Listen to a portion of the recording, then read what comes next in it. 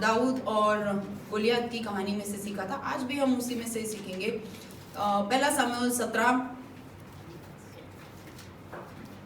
17 निकालिए। और कहानी तो सबको पता ही है ना।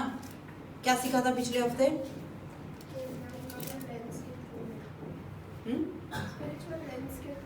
ओके, नजरिया, आत्मिक नजरिया। दूसरा ओके, हाँ, परमेश्वर की महिमा। क्या परमेश्वर, कैसे महिमा होगी परमेश्वर की? जब हम सामने जो भी शत्रु हो उसके सामने यीशु के नाम से जाएंगे। मैंने ऐसा बताया था कि यीशु के नाम से जाएंगे, ऐसा नहीं बताया था। कैसे जीतेंगे हम? प्रैक्टिकल फेथ चाहिए हमें कि हाँ सच में हम उस विश्वास को जी पाए, प्रायोगिक विश्वास। मैंने बोला था कि लड़ाई इस तरह से करनी है कि परमेश्वर को महिमा मिले। महिमा हमें नहीं मिले, महिमा परमेश्वर को मिले। दाऊद ने जब लड़ाई की तो वो परमेश्वर की महिमा के लिए लड़ने गया, है ना। अक्सर हम जब दाऊद और गोलियत की कहानियां सुनते हैं तो हाँ हमें ऐसा लगता है कि, है ना, इंग्लिश में उसको अंडरडॉग बोलते हैं। It's an underdog story. यानी एक छोटा सा वीक सा मनुष्य जो जाके बड़े से एक समस्या को झेल के जीत के आता है। एक कहानी ऐसी है ना, ये कहानी ऐसी है। और आज हम कुछ बातें सीखेंगे। दाऊद तो जीत गया, ये तो हमने सीख लिया कि हमको पता भी है कि बाइबल के अंदर लिखा है कि दाऊद जीत गया, है ना। और हम क्या सोचते हैं कि गोलियत ने ललकारा, दाऊद खाना देने आया था, उसने अपना गोफन निकाला, घुमाया और दाऊद को मारा। तो मैं सोच रही थी हमारे सबके दिमाग में ऐसा है कि बस वो आ गया कि कौन है बे मेरे प्रभु को ललकार रहा है, और सीधा मैदान में उतर पड़ा। कौन है, मैं लड़ूंगा। हमारे अंदर अक्सर ऐसा होता है ना, हम गाड़ी थोड़ी सी टकरा जाती है, कौन है, अरे खबर जाऊ कौन छू, कोई नहीं होता तार बापा छोकरो छे तू, बीजू कई छे बराबर। तो भी हम क्या बोलते हैं, हम इतना वो दिखाते हैं, खबर छे तारे कौन छू, सीधा उतर जाते। क्यों? क्योंकि हमें क्या लगता है कि हम तो बहुत बड़ी चीज है। अक्सर हम दाऊद गोलियत की कहानी को हम ऐसे देखते हैं कि हाँ प्रभु ने दाऊद को जिताया। अगर हम प्रभु के साथ रहेंगे, प्रभु के रहेंगे तो प्रभु हमें हर युद्ध, हर बड़ी मुसीबत से हमें बचाएगा। सही है ना? गलत है इसमें? कुछ भी गलत नहीं, बिल्कुल सही सोच है। पर मैं सोच रही थी कि अगर आप दाऊद के बारे में आप देखो तो चलो पढ़ते थोड़ा सा। 16 लीजिए। 16 में आप देखोगे शमूएल क्या करने जाता है वहां पर, दाऊद को अभिषेक करने जाता है। ठीक है, अब हम पढ़ेंगे 16 के इसमें ही पढ़ेंगे। 16 का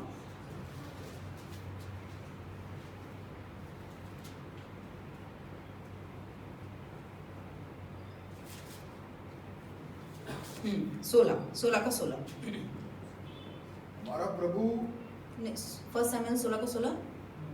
हाँ, हमारा प्रभु अपने कर्मचारियों को जो उपस्थित है आज्ञा दे कि वह किसी अच्छे वीणा बजाने वाले को ढूंढ ले आए। अब ये कब हो रहा है? उसके अभिषेक के बाद।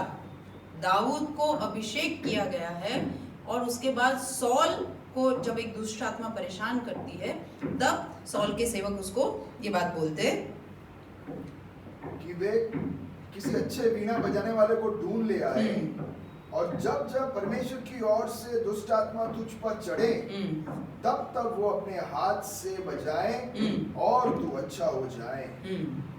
शाऊल ने अपने कर्मचारियों से कहा, अच्छा एक उत्तम वीणा वादक देखो और उसे मेरे पास लाओ।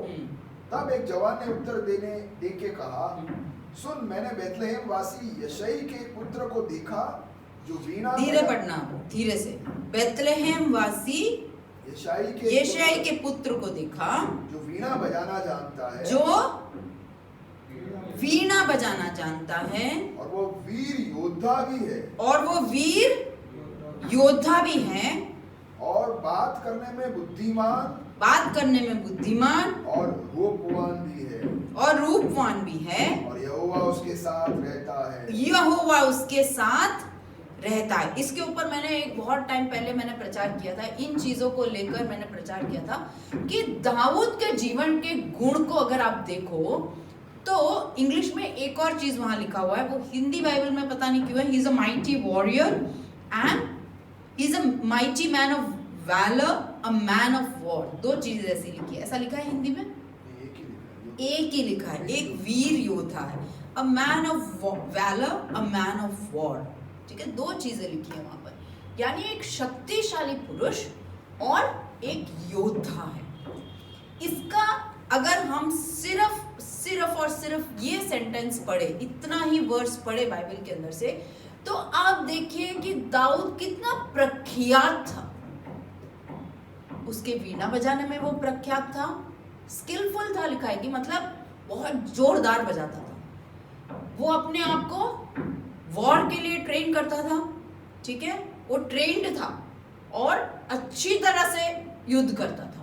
मतलब उसको सारे यंत्र जो चलाने हैं वो आते हैं, यस और नो, उसको सारे यंत्र चलाने आते हैं। उसके पास टोपा भी होगा, उसके पास ब्रेस्टप्लेट ऑफ राइटियसनेस भी होगा, उसके पास जूते भी होंगे, उसके पास तलवार भी होगा, उसके पास बेल्ट भी होगा, सब कुछ उसके पास है।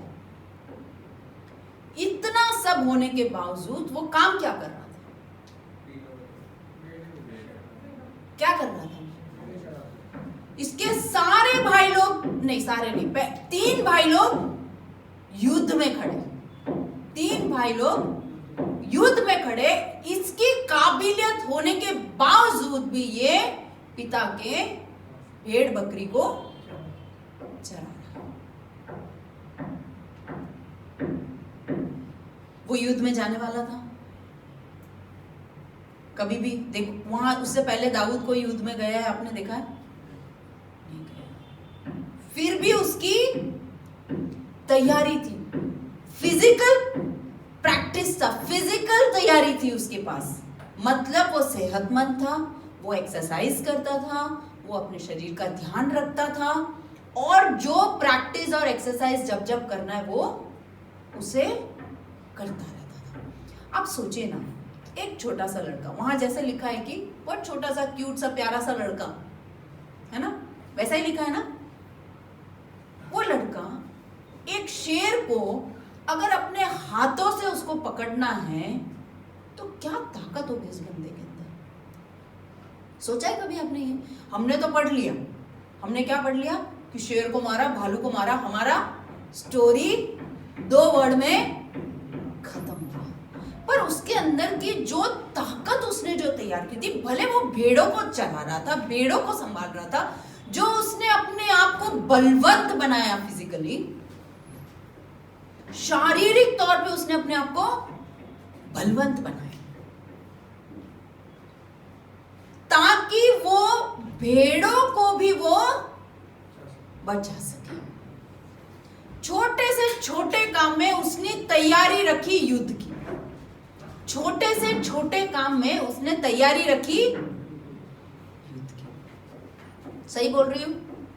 सही बोल रही हूं? भेड़ को संभाल रहा है पर तैयारी क्या है? उसको पता है आज नहीं तो कल कुछ तो मुझे करना है। सामने वाले को उसको देख के पता चल गया कि इसके साथ क्या अनाउंस हुआ था, दाऊद के ऊपर जब अभिषेक हुआ था, अनाउंस हुआ था, किसी को भी पता था कि दाऊद अगला राजा बनने वाला है।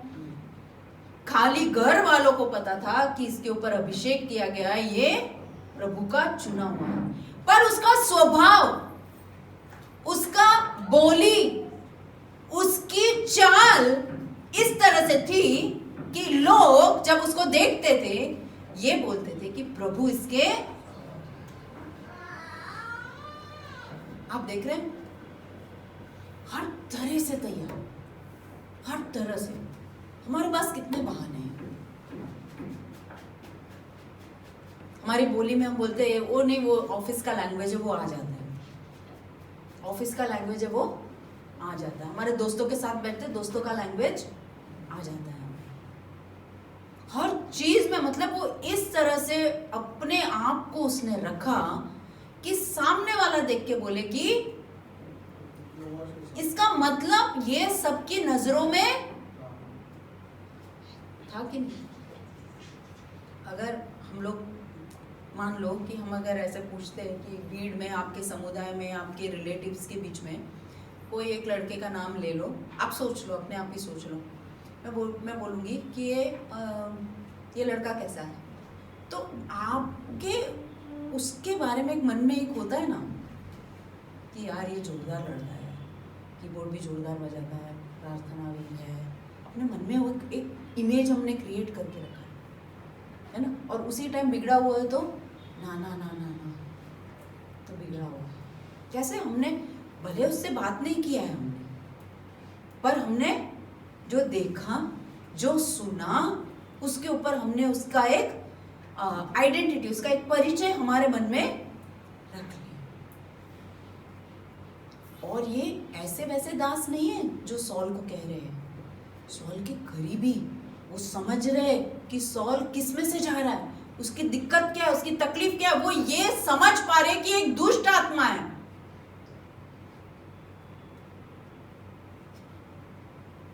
आत्मिक नजरों से वो देख रही दुष्ट आत्मा आके तुम्हें परेशान कर रही है।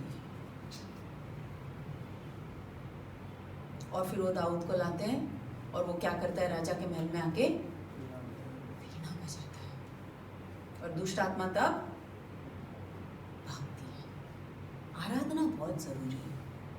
जब आप आराधना करते, जब आप वीणा बजाते, अपने वीणा क्या है आपके पास, एक जीव है आपके पास, उस वीणा से जब आप गाना गाते, दुष्ट आत्मा भागते हैं, बंधनें टूटती है।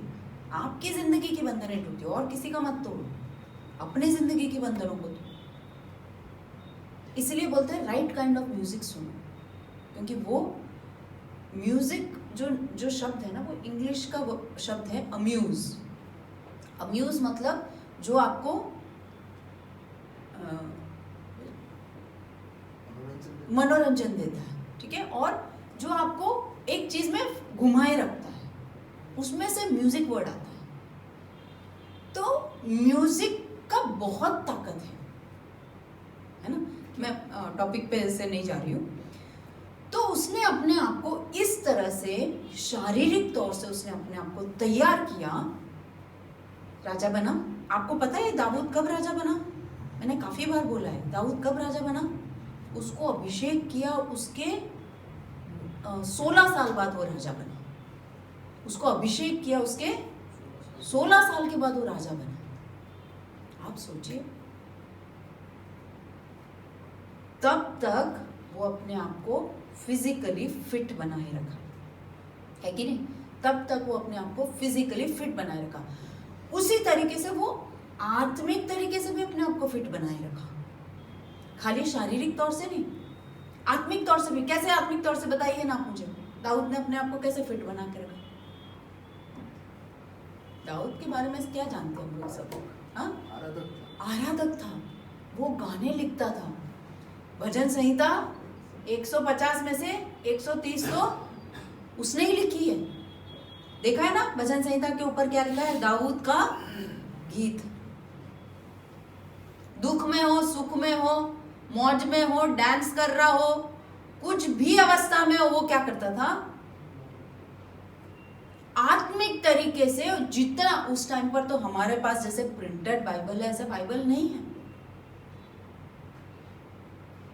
तो भी ऐसा था जैसे यहाँ पर ये मुसलमानों में करते हैं कि बच्चे का एजुकेशन नहीं हो तो भी चलेगा, पर लड़के लोगों को वो लोग क्या करते थे, बड़े लोगों के पास भेजकर वचन सिखाते थे, और वचन का पूरा मनन होता था उनको कि प्रभु कौन है, प्रभु कैसा है, ये सब कहानी उनको बता रहे थे, है ना। अभी बीच में मैंने यूथ में एक छोटा सा प्रैक्टिस किया, एक छोटा सा ट्रेनिंग जैसा, ट्रेनिंग नहीं, मेरे को जानना था ये लोग कितने बाइबल के अंदर के कैरेक्टर्स को जानते हैं। तो मैंने जिसका सबसे कम था उससे शुरू किया, और फिर हम लोग आके अटके एस्तर के ऊपर। एस्तर के बारे में कितने लोगों ने नहीं सुना है? एस्तर, तो फिर हमने एस्तर की कहानी पढ़ी। एस्तर की कहानी के अंदर से हमने बहुत, तो देखिए हमारे हाथ में बाइबल होने के बावजूद हमको बहुत सारे बाइबल के अंदर के कैरेक्टर्स पता नहीं है। हम आत्मिक तौर से तैयार ही नहीं हो रहे। हम भजन संहिता, नीति वचन और नए नियम में मत्ती मरकुस लूका इसी में फंसे रहते हैं। अब आत्मिक तौर से तैयार ही नहीं हो रहे। अगर मैं आपको पूछूं कि डेली बेसिस पे आप कितने वचन पे मनन करते हो? मैं तो, आप देख रहे हो, मैं तो काफी टाइम से इसी के ऊपर चल रही हूँ। बहुत सारी चीजें मेरे पास है बोलने के लिए कि दाऊद और गोलियत की कहानी में मुझे क्या सीखने को मिल रहा है। क्या हम आत्मिक तौर से थे? कितने वचन हमें याद है? हमारे बचपन में गाने आते थे, वचन को गाना बना देते थे। अगर आप अनिल कांत के गाने सुनो तो भजन संहिता पूरा के पूरा उसने ऐसे ही गाया है। अनिल कांत के गाने सुनो तो भजन संहिता ऐसे की ऐसे ही उसने पूरा गाया हुआ। सनी जेकब का गाना सुनो, आप देखना, शिनू भैया ने गाया है, वापस से गाया हुआ है सनी जेकब के गाने को। बिल्कुल ही वचन, मतलब वचन। अगर आप वचन लर्न नहीं कर सकते हो तो गाना तो लर्न कर सकते हो ना। मैं धीरज से यहोवा की बाट देखता रहा, भजन संहिता। ऐसे बहुत सारे गाने, हमको बहुत सारे वचन गाने के द्वारा याद है। संडे स्कूल में हमको सिखाए गए थे। आपको पता है एक गाना है ऐसा, a nagging wife is like a dripping tongue. पूरा प्रोवर्ब्स के ऊपर ऐसे गाने हैं, इस्माइल के गाने, आप देखना सर्च मार। तो हमने इतने वचन लर्न किया। आप बोलते हो ना कि कैसे वचन याद रहते हैं, हमको याद नहीं रहते। गाने से याद करो उसको, है ना। आजकल के गानों में वचन कम है, हम ज्यादा है कि प्रभु तूने मेरी प्रार्थना सुनी, प्रभु तूने, ये मैंने काफी बार बोला हुआ है, एक ही चीज बार बार बोल रही है, इससे ज्यादा मेरे पास बोलने के लिए नहीं। तो दाऊद ने तैयारी किन किन चीजों की? फिजिकली अपने आप को फिट रखा और आत्मिक तौर से अपने आप को फिट रखा। अब आप देखोगे काम क्या था उसका, और क्या भेड़ों के पास वो तलवार और वो सब टोपा और ये सब पहन के जाता था? क्या लेके जाता था? वीणा लेके जाता था, छड़ी लेके जाता था। उसके पास एक छड़ी और एक गोफन था।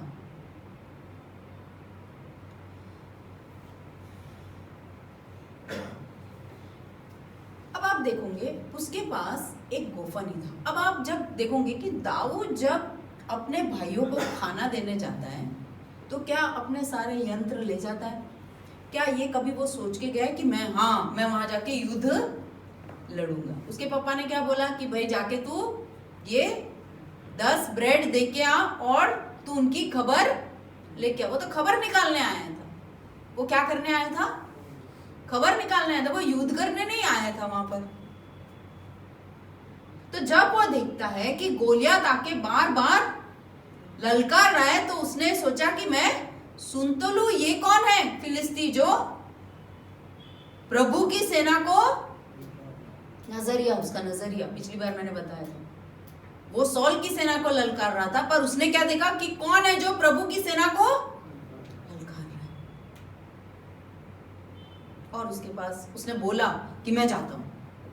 सॉल ने उसका वस्त्र पहनाया। क्या वो गया? नहीं गया। क्यों? उसने क्या बोला? मुझे इसमें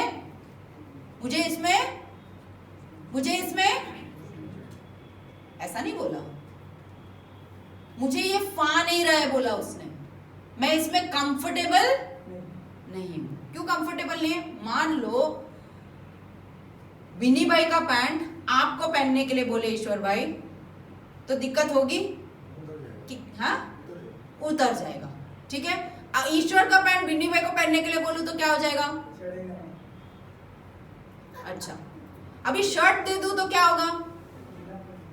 ढीला पड़ेगा। पर उसमें क्या, जैसे ईश्वर अपने आप को फील करता है वैसे फील करेगा? क्यों नहीं करेगा? क्योंकि अनकंफर्टेबल रहेगा, है कि नहीं? कल ये लोगों ने मुझे बहुत अनकंफर्टेबल कराया, ये लोगों ने मेरे ऊपर स्ट्रॉबेरी शेक गिरा दिया, फिर मुझे एक अनकंफर्टेबल पैंट पहन के चलना पड़ा। अब पूरा साजिश था इनका, 25 साल हो गए आज तक इनको पता नहीं है कि मेरे लिए कैसा साइज का पैंट लेना है। ये रिकॉर्डिंग में से हटा देना। प्लानिंग था इनका, 25 साल हो गए शादी को।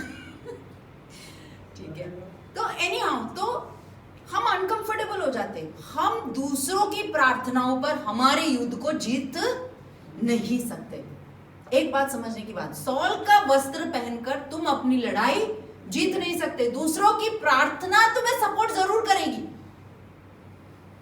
पर तुम दूसरों की प्रार्थना पर अपना युद्ध नहीं जीत पाओगे।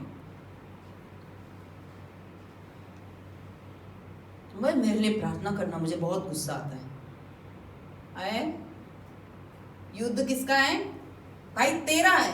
मैं तुझे सपोर्ट कर सकता हूं पीछे से, बाकी आत्मिक तौर से और शारीरिक तौर से तो तुझे ही स्ट्रांग बनना पड़ेगा। किसी और की प्रार्थना, किसी और के हथियार से आप अपना युद्ध जीत नहीं। आपका युद्ध है वो आपको ही लड़ना है।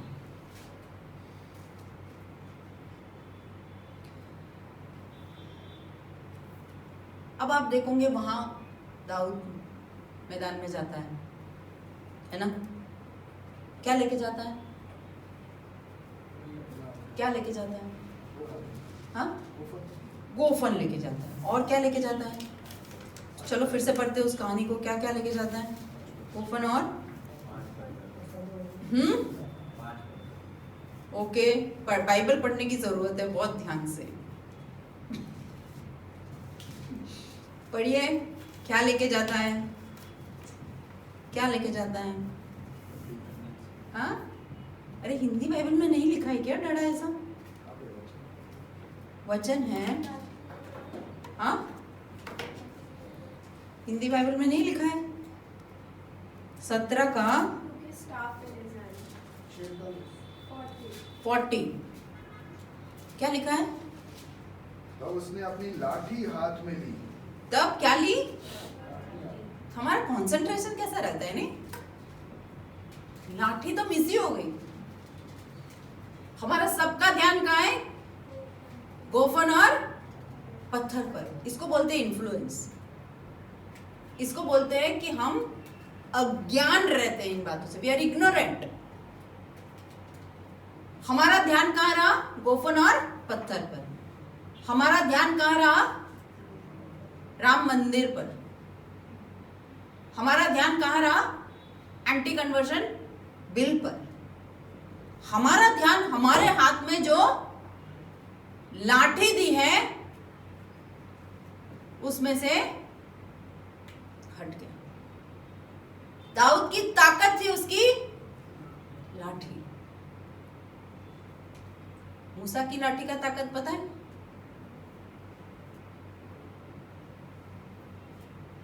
लाठी है प्रभु का वचन। भजन संहिता 23 खोलो। भजन संहिता 23 क्या बोलता है? योर,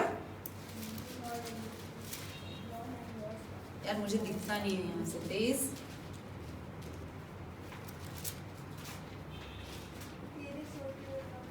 क्या है? क्या है? जोर से पढ़ो। तेरे सोठे और तेरी लाठी से मुझे शांति मिलती है। क्या बात है, क्या बात।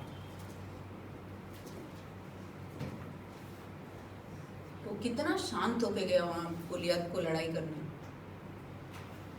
उसके अंदर परमेश्वर की शांति थी। उसके सामने एक गोलियत खड़ा है, उसके अंदर एक परमेश्वर की शांति थी। वो अंदर से हिला नहीं।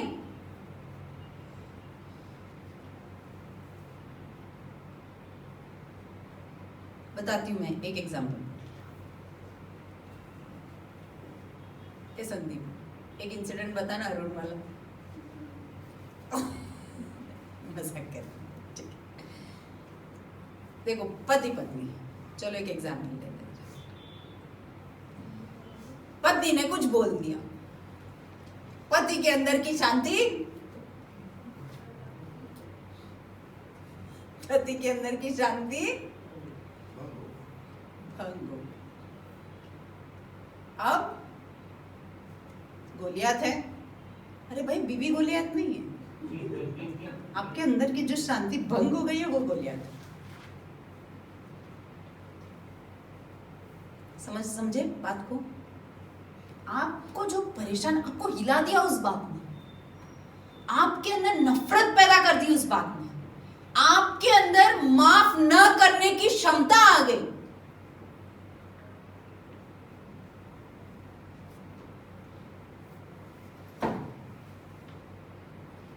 क्योंकि आपके अंदर आपने छड़ी को पकड़ा ही नहीं। वो परमेश्वर की शांति आपके पास है ही नहीं। जब छोटी छोटी बातों पे आपको गुस्सा आ जाता है, काम के स्थल में हमेशा आपको लगता है कि यार मेरे को ऊंचा नहीं आने देते, क्यों जाने दो। अगर परमेश्वर हमारे अंदर है, उसके वचन को हमने थामे रखा है, हमने उसको पकड़े रखा है, तो कोई भी गोलियात आके हमें हिला नहीं सकता। अगर हिला दिया तो मान लो कि भाई बहुत तैयारी करनी बाकी है आपको, क्योंकि हम अपने आप को हमेशा दाऊद की जगह रखकर देखते हैं और हमेशा हम सोचते हैं हमारी परिस्थितियां ही गोलियात है। नहीं भाई, गोलियात तुम ही हो। तुम्हारी जिंदगी की सबसे बड़ी गोलियात हम ही लोग हैं, हम नहीं। हमारी जिंदगी की सबसे बड़ी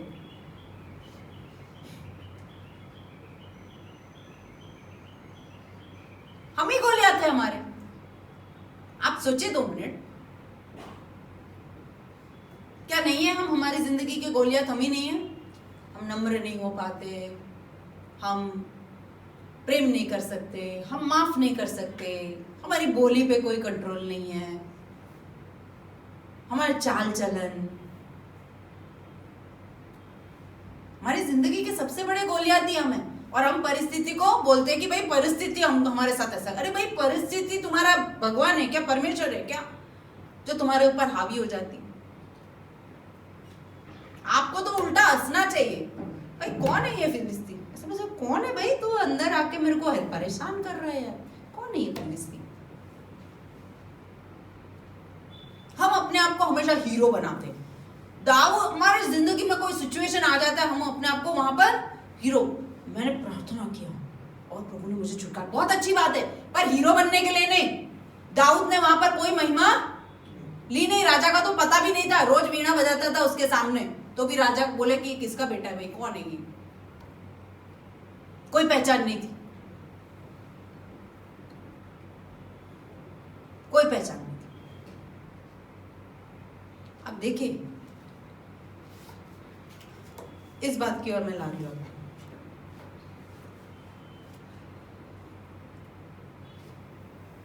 क्या क्या बातें बताई मैंने आपको? क्या क्या बातें बताई? बोलिए, क्या क्या बातें बताई? मैं आगे नहीं बढ़ूंगी, हाँ, मैं तो लूंगी, कोई नया लोग आया नहीं है। क्या क्या बातें बताई? बोलिए ना। ओके, तो आपको परमेश्वर ने वो पॉइंट से, किसी और के प्रेयर से हम लोग उसको टच नहीं कर सकते, या हमारा युद्ध हमारा ही युद्ध है। प्रेयर सपोर्ट जरूर ले सकते। फिर दूसरी क्या बात सीखी?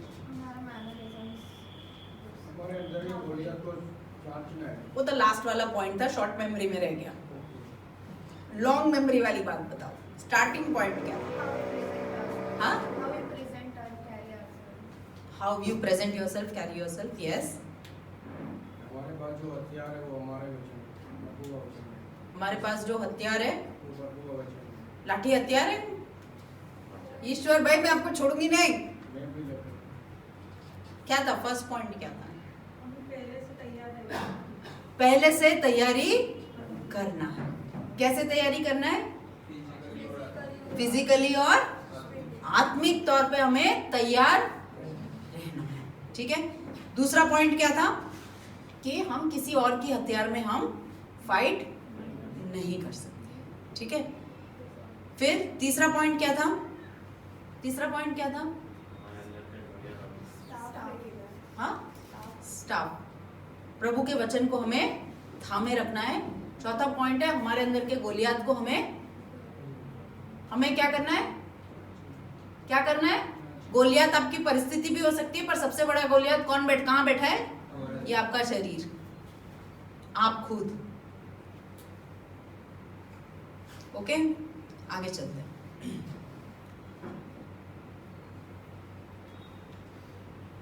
दो मिनट हम बाइबल में से फिर से पढ़ेंगे, पहला शमूएल 17। अब आप देखिए वहां पर जब गोलियात के सामने दाऊद जाता है तो कैसे वो उसको बुलाता है, एक बार देखते हैं। पहला शमूएल 17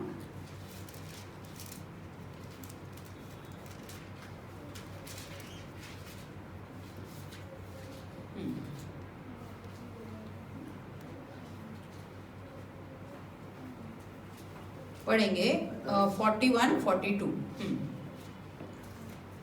जब और फिलिस्ती चलते चलते दाऊद के निकट पहुंचने लगा और जो जन उसकी बड़ी ढाल लिए था वो उसके आगे आगे चला। तब फिलिस्ती ने दृष्टि करके दाऊद को देखा, तब उसने तुच्छ जाना। तब उसने उसे तुच्छ जाना। हाँ, एक मिनट, एक फिर से दो बार पढ़ेंगे, एक बार पूरा पढ़ लो। क्योंकि वो लड़का ही था और उसके मुख पर लाली झलकती थी और वो सुंदर था। तब फिलिस्ती ने दाऊद से कहा, क्या मैं कुत्ता हूँ? क्या मैं कुत्ता हूँ? तू लाठी लेकर मेरे पास आता है? क्या लेके गया? उसने गोफन को नहीं देखा, क्या लेके गया? तो फिलिस्ती ने अपने देवताओं के नाम लेकर दाऊद को कोसने लगा। फिर फिलिस्ती ने दाऊद से कहा, मेरे पास आ, मैं तेरा मांस आकाश के पक्षियों और वन पशुओं को दे दूंगा। दाऊद ने फिलिस्ती से कहा, तू तो तलवार और भाला और सांग लिए हुए मेरे पास आता है, परंतु मैं सेनाओं के यहोवा के नाम से तेरे पास आता हूं, जो इजरायली बस ठीक है। आप देखेंगे कि David did not fight according to Goliath's call. दाऊद ने, गोलियात ने जैसे उसको बुलाया उस तरह से उसके साथ युद्ध नहीं किया, है ना। आप देख रहे हो यहाँ पर कि जब गोलियात जो था वो टोपा पहने, भारी चीजें लिए, उसके आगे एक इंसान चल रहा है। हाँ, गोलियात कैसे तैयार आया था कि भाई हम हाथ से युद्ध करेंगे, या ज्यादा से ज्यादा क्या एक भाला फेंकेंगे, ये सब था उसके पास। वो हैंड टू हैंड कंबैट के लिए आया था। किस चीज के लिए आया था? मतलब कि भाई पास में आएगा ये बंदा और मैं उससे लड़ूंगा। ऐसा कहा जाता है, बहुत सारे स्कॉलर्स ने ऐसा लिखा है। ये जो बहुत लंबे हो जाते हैं ना लोग, जो दिग्गज लोग होते हैं, जाइंट्स, गोलियात दिग्गज था, जाइंट था, तो जो दिग्गज लोग होते हैं उनको है ना आंखें दूर तक नहीं दिखती। उनको जो आंखें है ना वो दूर तक नहीं दिखती, उनके नजदीक जाना पड़ता है। उसको एक्रोमेगाली बोलते हैं, जो बीमारी का नाम है। ये ऐसा होता है कि ये जब बहुत बड़े हो जाते हैं ना तो इनकी नसें दिमाग में एक दो दब जाती है, और खास करके वो आंखों की दब जाती है, तो उनको दिखता नहीं है दूर तक। तो कहा जाता है कि ये जो आगे जो एक शील्ड बेरर जा रहा था वो उसको फॉलो कर रहा था, उसकी आंखें वो थी, क्लियर नहीं था। ये क्या बोलते हैं, ऐसा एक थियरी है, मतलब ये सच है ऐसा हम बोल नहीं सकते, पर ऐसा बहुत सारे स्कॉलर्स कहते हैं कि इसको देखने में दिक्कत था, इसलिए वो क्या युद्ध पास से करने के लिए वो तैयार था।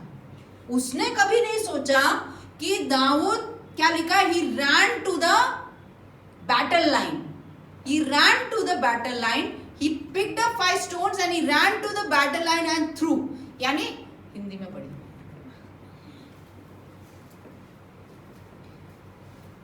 यहां पर पढ़िए आप 39 से, नहीं, हाँ 39 से। तब दाऊद ने उसकी तलवार वस्त्र के ऊपर कसी। 40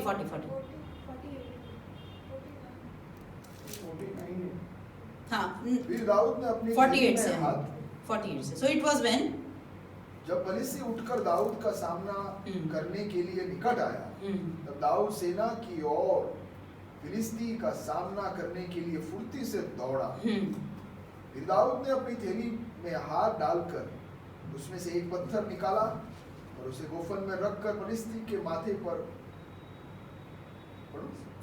ऐसा मारा कि पत्थर उसके माथे के भीतर घुस गए और वो भूमि पर मुंह के बल गिर गया। बिल्कुल, मैंने पिछली बार बताया था, ये गोफन की ताकत कितनी होती है? 0.45 कैलिबर गन की ताकत होती है, ठीक है? बहुत गहरा चोट पहुंचा के जाता है। और ऐसा कहा जाता है कि रोमन आर्मी या फिर जो भी आर्मी होते थे, ये पत्थर को शरीर से निकालने के लिए एक चिमटा अलग रखते थे अपने पास। यानी इतनी बुरी तरीके से ये जो गोफन में से जो पत्थर निकलता है वो उनके शरीर में घुस जाता था, तो वो चिमटी से निकालते थे उसे, क्योंकि उसको निकालने का कोई तरीका नहीं होता था। अब आप देखेंगे यहाँ पर क्या बोला गोलियत, क्या बोला कि तू, क्या मैं कुत्ता हूं कि तू मेरी तरफ लाठी लेके आ रहा है? तू आ। और क्या कैसे बोला? पहले तो उसने उसको तुच्छ जाना। शैतान हमारे साथ ऐसे ही करता है, पहले तो वो तुम्हें तुच्छ बताता है, वो बताता है कि तुम कुछ भी नहीं हो, हैं परमेश्वर के बेटे। अरे सॉल ने तुम्हें भेजा है मेरे साथ लड़ने के लिए? क्या यीशु ने भेजा है तुम्हें मेरे साथ लड़ने के लिए? पहले तो तुम्हें तुच्छ जानेगा, फिर तुम्हें कोसेगा, दुनिया भर का कोस देगा वो तुम्हें कि तुम तो, कोसना मतलब क्या? तुम तो ऐसे हो, तुम तो वैसे हो, तुम नालायक हो, तुम कुछ कर नहीं सकते हो, बेवकूफ हो, तुम्हारे में बुद्धि नहीं है, तुम कुछ कर नहीं पाओगे जिंदगी में। ये सब बोला वो वहां खड़े हो गए दाऊद। और उसकी आवाज कैसे थी पता है आपको?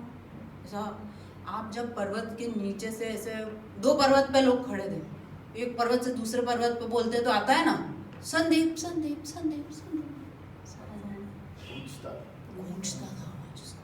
दो पर्वत के बीच में ये खड़ा होकर ललकार रहा है, ए मैं गोलियत हूं, ये सेना है, आ जाओ आ जाओ आ जाओ आ जाओ। थोड़ा इफेक्ट आना चाहिए मैसेज। और वो जब बोला होगा, क्या मैं कुत्ता हूं, तू लाठी लेके आ रहा है, कितना गुस्सा हुआ। पूरा सेना ने सुना कि ये दाऊद को क्या बोल रहा है, क्योंकि 40 दिन से तो ये लोग इसकी सुन रहे, 40 दिन से हम किसकी सुन रहे? सोचो तो, किसकी सुन रहे? रोज वो आता था, वो ललकारता था, ये लोग खड़े रहते थे, और जैसे ही वो थोड़ा कदम आगे बढ़ेगा सब सेना भाग जाती। 40 दिन से किसकी सुन रहे हम लोग? तुम्हारा ही गोलियत तुम्हें क्या क्या सुना रहा है? क्या तुम्हारी बीवी के खिलाफ सुना रहा है? क्या तुम्हारे पति के खिलाफ सुना रहा है? क्या तुम्हारे बहन के खिलाफ सुना रहा है? तुम्हारे भाई के खिलाफ सुना रहा है? कलीसिया के खिलाफ सुना रहा है? पास्टर के खिलाफ सुना रहा है? पास्टर की बीवी के खिलाफ सुना रहा है? क्या क्या सुना रहा है तुम्हारा गोलियत? तुमको वो दूर से खड़े होके बोल रहा है, और वो गूंज क्या तुम्हें डरा रही है? वो तुम्हें तुच्छ जानता है। हे प्रभु के बच्चों, वो तुम्हें क्या बताएगा? वो तुम तुच्छ हो, कुछ नहीं कर सकते। निकोल में तुम एक पत्थर नहीं हिला पाओगे। तुम्हारे कितने 1 साल हो गया ना तुमको, कुछ हुआ क्या? कोई आया क्या? तुच्छ हो, कुछ नहीं होने वाला।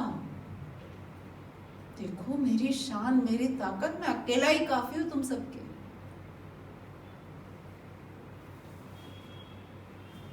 वो तुम्हें पहले से ही बिठा देगा भारती बहन, वो पहले से हमें रुला देगा, बोलेगा ए तुम बहुत समाचार सुनाती है ना, कोई आया? बोलता है कि नहीं खान में आया, साल भर से 365 दिन से हमें सुना रहा है, कोई आया? कोई नहीं आया। फिर लोगों के द्वारा कैसा चल रहा है ईस्ट? आए कोई नए लोग? आए कोई नए लोग? तब क्या बोलते हो? थोड़ा सा मन में ऐसा होता है, हाँ अभी तो काम चल रहा है, काम चल रहा है, अपने आप को काम चल रहा है, काम चल रहा है, all is well, all is well, all is well. कोई नहीं आता है, आंसू नहीं बहाने का। वचन में जो ताकत है ना, वो किसी में नहीं है।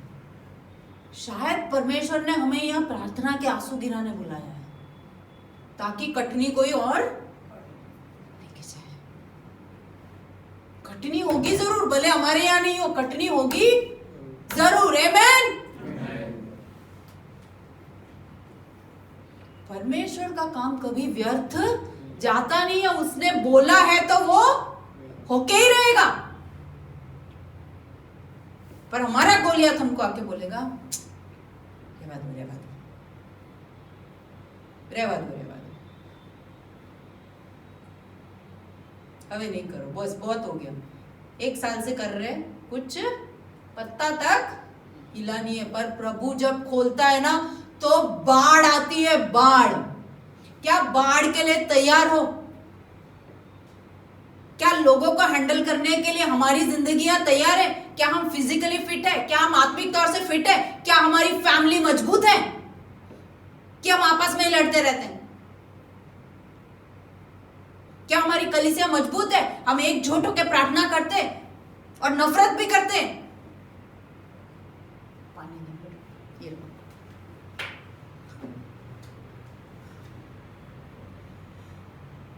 गोलियत क्या बोल के गया? दाऊद को बोलता है,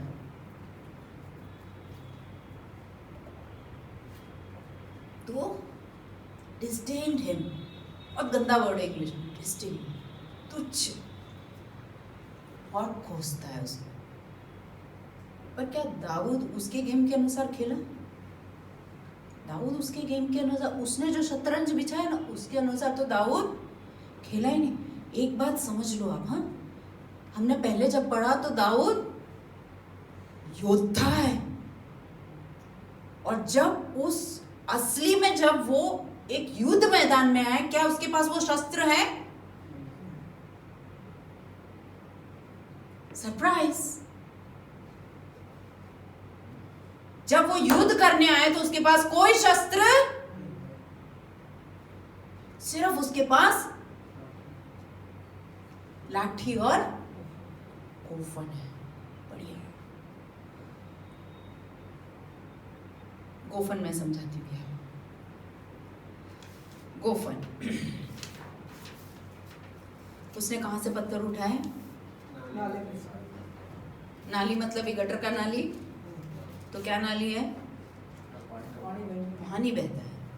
परमेश्वर के वचन में पानी कहाँ लिखा है? जीवन का झरना है, जीवन का झरना है। 5 पत्थर क्या है? यीशु मसीह कैसा पत्थर था? और नदी के पानी कैसे होते हैं? नदी का पत्थर कैसा होता है? चिकना होता है। कैसा होता है?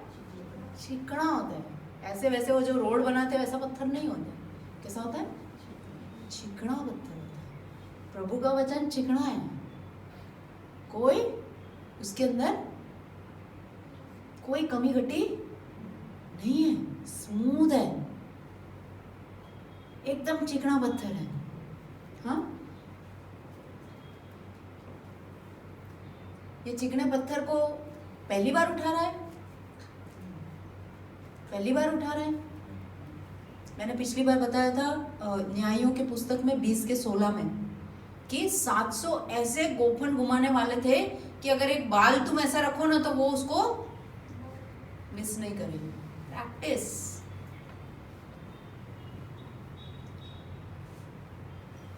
उसने प्रभु के वचन को अपने अंदर इतना स्ट्रांग बनाया था कि उसको पता है कि कौन सा वचन को उठाना है और घुमाना है। और क्या बोलता है? मैं तेरे खिलाफ गोफन के द्वारा आता हूं, मैं तेरे खिलाफ, तू मेरे खिलाफ, you come against me with sword and spear, I come against you in the name of God. तू मेरे खिलाफ तलवार और हथियार लेके आता है और मैं तेरे खिलाफ यहोवा के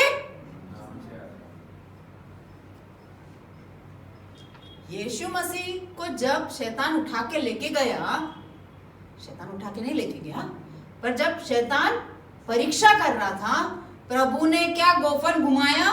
बताती हूँ। तलवार उठाया, क्या किया? कहां से आया? स्टोर में। कंप्यूटर में जितना डेटा स्टोर रखोगे, जितना इनपुट रखोगे, उतना जो कंप्यूटर में नहीं है उसको ढूंढोगे तो मिलेगा। जितना इनपुट डेटा किया उतना ही।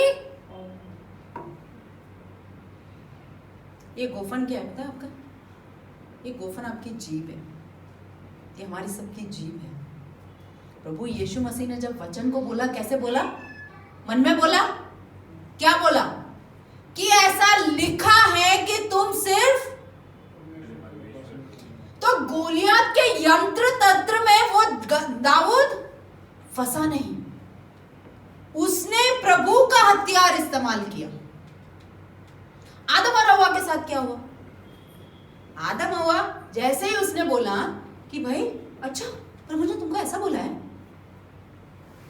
कि तुम मर जाओगे, वो उससे बातचीत करने लगे कि हाँ प्रभु ने ऐसा ही बोला है हमको। वो उससे बातचीत करने लगते। हम कैसे करते पता है? शारन तुम बिल्कुल बेकार हो, तो शारन अब घर पे जाके सोचेगी हाँ मैं बेकार हूं, मैं कुछ नहीं कर सकती, मैं कोई भी काम उठाती हूँ नहीं कर पाती हूँ। हाँ सच में ऐसा ही है, देखो ना मैं पढ़ाई भी नहीं ढंग से कर रही, मुझे एडमिशन भी नहीं मिल रहा, मैं बहुत बेकार, मैं कोई भी काम नहीं कर। क्या किया? मैं भाविका का नाम लेती तो भाविका रोती, इसलिए मैंने शायद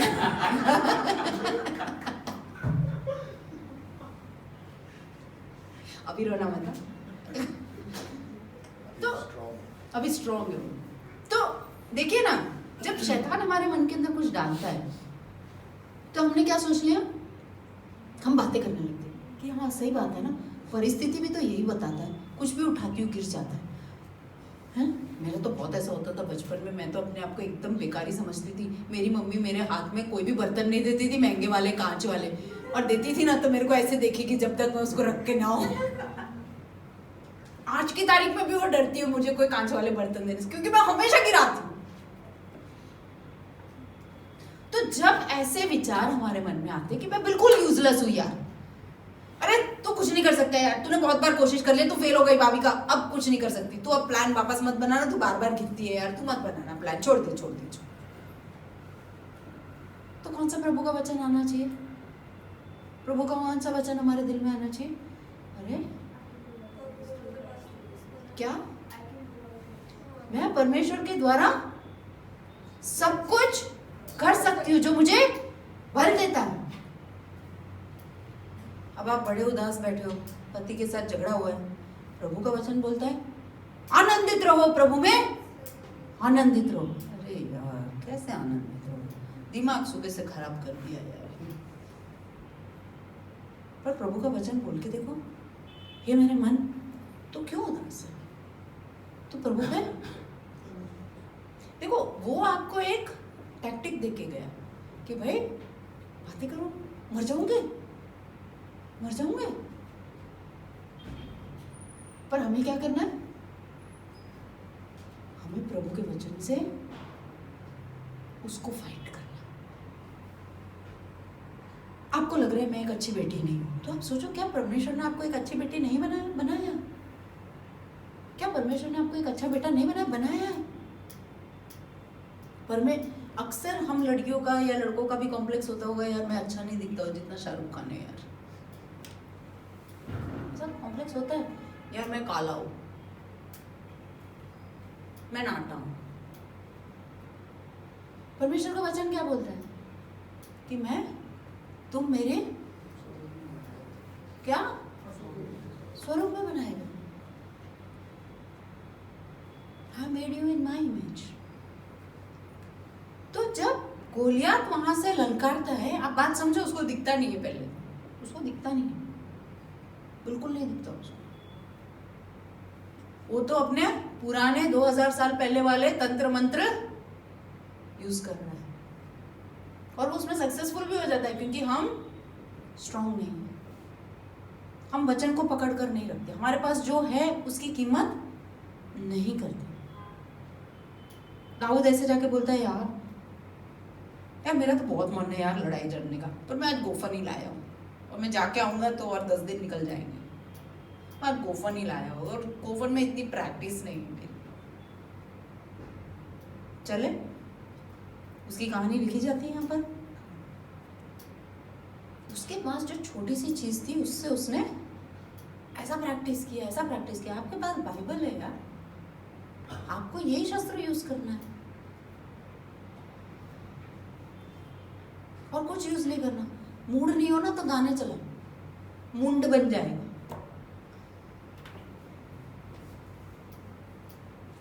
गाने चलाओ, प्रभु के गाने चलाओ। बिल्कुल मूड नहीं है तो गाने चलाओ, साइड में चलता रहेगा, तुम अपना काम करते रहो।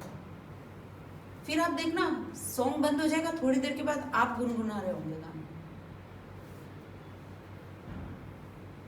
प्रभु का ताकत है, प्रभु के वचन को सुनने का ताकत है।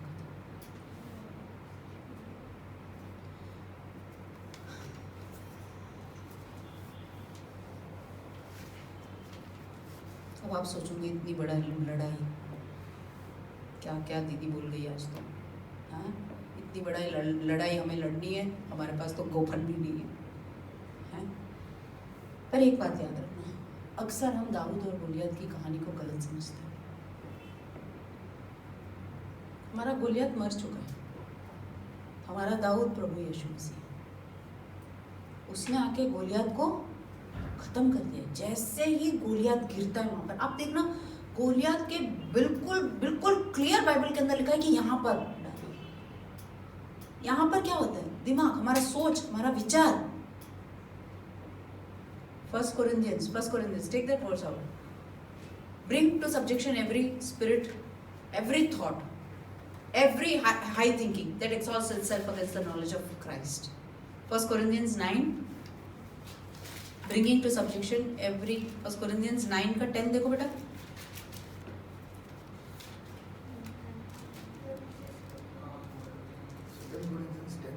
अच्छा, 2 Corinthians 10:5 पढ़ो तो।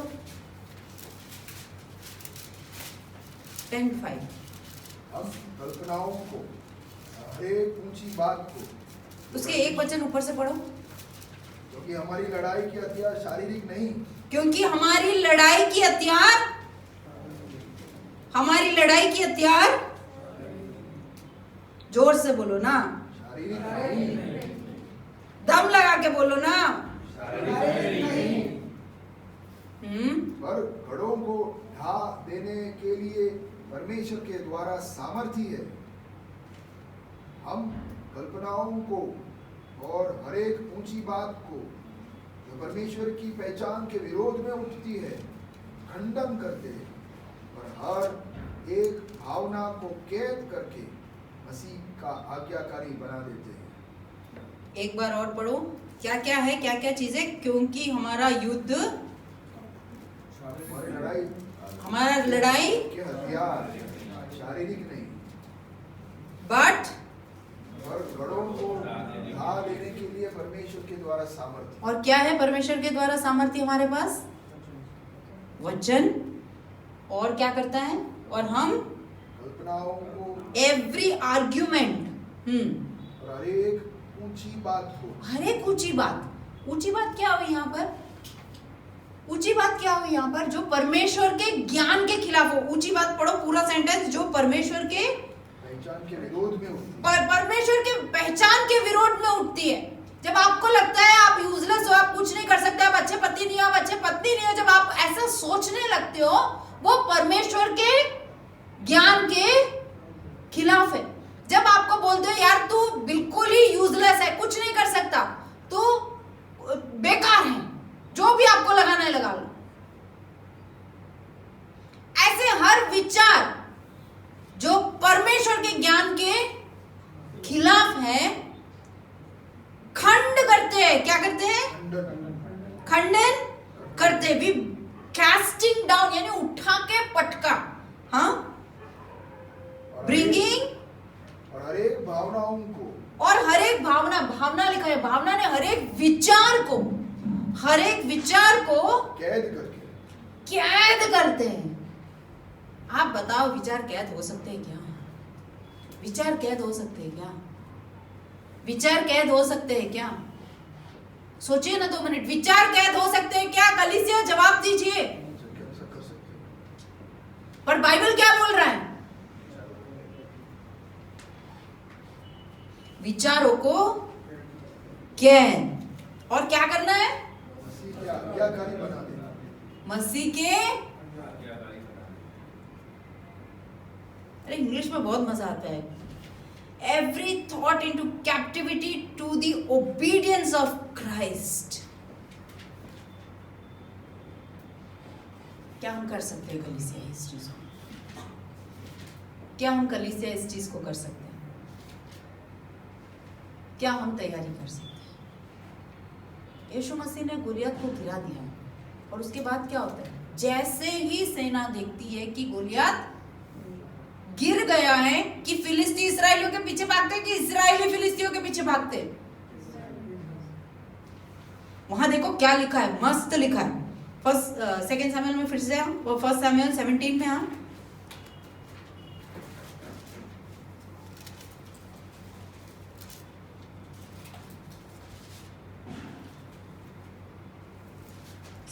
के 52 में आओ, क्या लिखा है?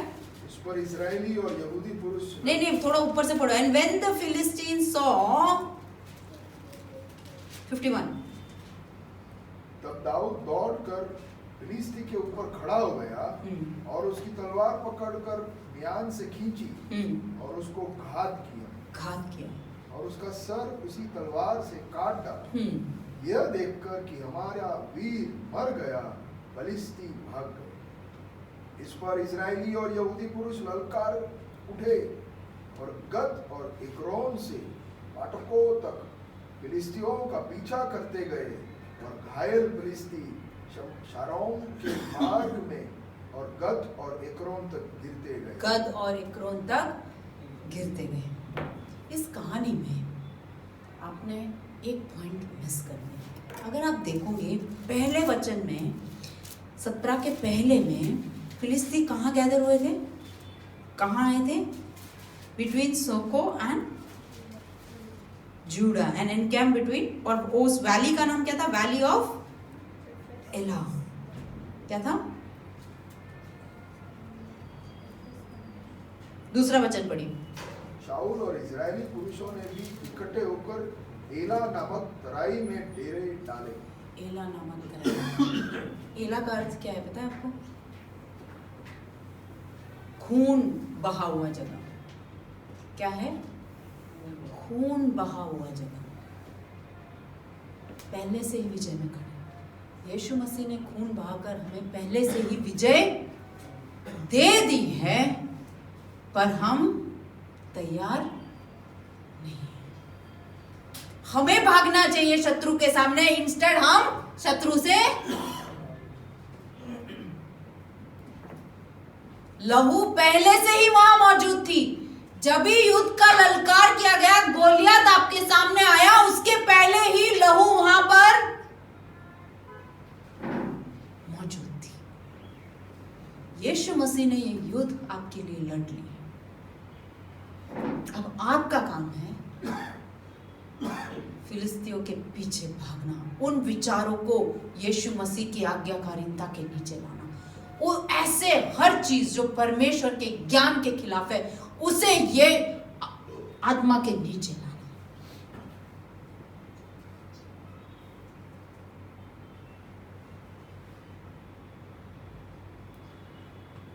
आमीन। क्या हम कलीसिया कर सकते हैं? जब हमारी जिंदगी झंडों पड़ी हो तो हम क्या सुसमाचार सुनाएंगे? हम भाई बहन, पति पत्नी आपस में ढंग से नहीं रह सकते। परमेश्वर के ज्ञान के साथ जो लिखा है, खिलाफ तो छोड़ दो, साथ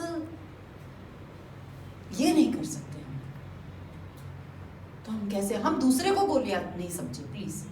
गोलियत हम खुद ही है। हमारे अंदर के गोलियत को हमें लड़ना है। वचन से ही हो सकता है। दूसरा कुरिन्थी 10:5 निकालिए और कलीसिया खड़ी हो जाएगी और हम इस वचन को पढ़ेंगे, हम इसका डिक्लेरेशन करेंगे।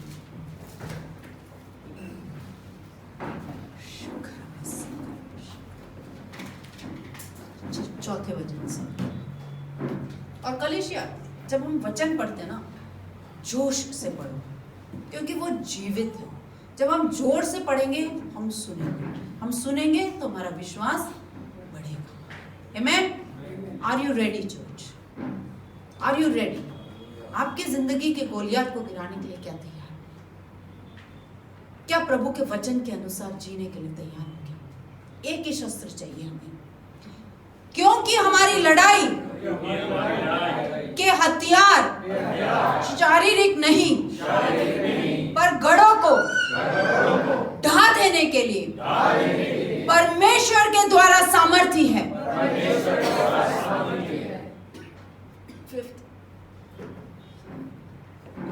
सो हम कल्पनाओं को और हर एक ऊंची बात को जो परमेश्वर के पहचान ज्ञान के विरोध में उठती है, खंडन करते हैं, और हर एक भावना सोच को कैद करके मसीह का आज्ञाकारी बना देते हैं। प्रभु परमेश्वर, हम तेरी हुजूरी में आते हैं प्रभु जी। आज जो तेरे वचन से तूने हमें बताया प्रभु जी, उसके लिए परमेश्वर धन्यवाद देते, खूब खूब धन्यवाद देते प्रभु जी। हमारे दिल, हमारे मन को तूने तैयार किया, इसलिए धन्यवाद करते परमेश्वर। आज हम बहुत सारी बातें को सीखे प्रभु जी। हमारे जिंदगी के गोलियातों को प्रभु जी गिराने में हमें मदद करना परमेश्वर। ये जो ऊंचे विचार है, जो ऐसी ज्ञान जो तेरे ज्ञान के खिलाफ है प्रभु जी, जो तेरे वचन के खिलाफ है प्रभु जी, उन विचारों को प्रभु जी हम यीशु के नाम में उसे गिराते हमारी जिंदगी से प्रभु जी। हम यहाँ खड़े हुए हर एक दंपति के ऊपर प्रार्थना करते प्रभु जी कि तेरा प्रेम इनमें बनने रहने पाए प्रभु जी। बच्चों के लिए प्रार्थना करते प्रभु जी, नौजवानों के लिए प्रार्थना करते प्रभु जी कि हर एक ऐसे विचार जो गोलियात इनके जिंदगी में लाकर बोलता है कि तू तो तुच्छ है, तू तो कुछ नहीं कर सकता, तू मुझे देख, और पूरी बातें जो दुनिया की ओर से आती है प्रभु जी। परमेश्वर, हमारे जवानों को हम आजाद करते हैं यीशु के नाम में प्रभु जी। परमेश्वर, तेरे वचन में वो दृढ़ होने पाए प्रभु जी, तेरे वचन में वो अपने गढ़ों को बनाए प्रभु जी। परमेश्वर पिता, हम तेरे हुजूरी में मेरे बहनों को लाते हैं प्रभु जी। हर एक ऐसे विचार जो उन्हें नीचे कर देती है प्रभु जी, जो उन्हें उनकी मूल्य नहीं समझने देती, ऐसे विचारों को यीशु के नाम में डांटते हैं प्रभु जी। हम घोषित करते हैं प्रभु जी कि तेरे प्रेम से उनको भरना, तेरे शांति प्रभु जी जो हर समझ से परे है, उसे तू इस कलीसिया को भरना प्रभु जी। प्रभु जी, हमें हियाब चाहिए प्रभु जी, जैसे प्रेरितों के पुस्तक में लिखा है प्रभु जी कि हम तेरे सुसमाचार को बाहर ले जाने पाए प्रभु जी। जैसे दाऊद के बारे में एक गवाही बोली गई, सौल के दास ने गवाही बोली कि परमेश्वर इसके साथ है प्रभु जी। बोली में इसको देखो, इसके कार्य में इसको देखो, इसकी आराधना में इसको देखो, इसके पास सब तजुर्बे है, पर वो अपने बाप के भेड़ों को देख रहा